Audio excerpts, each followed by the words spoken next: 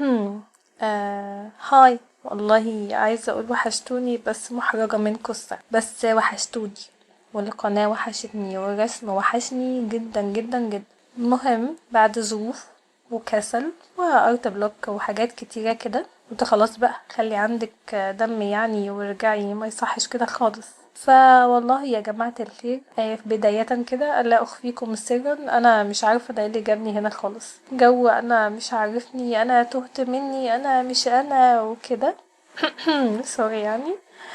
المهم بعد مرحلة من الاكتئاب العصيبة وتوهة وتوهان في الحياة ومجموعة من التساؤلات الكونية المهلبية من نوعية ها وبعدين هل أنا مبسوطة باللي بعمله ده ولا لأ، لأ هو ده هدفي، لأ مش هدفي، لأ الجو بقى المكان ده مش مكاني والزمان ده مش زماني ولا أنا موهوم وكده يعني.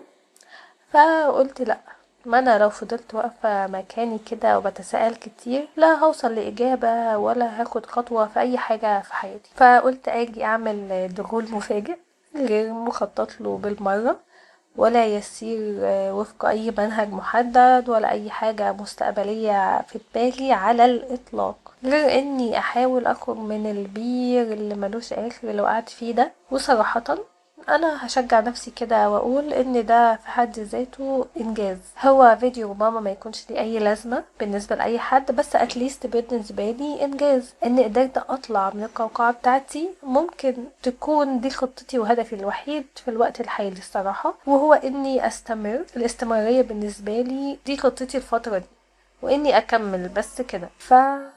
استنوني الفترة الجاية ان شاء الله، وهستنى تشجيعاتكم ليا في الكومنتس وبس. الى اللقاء في الفيديو القادم، اللي هو مش عارفة امتى بس اتمنى يكون في القريب العاجل ان شاء الله. ومع السلامة.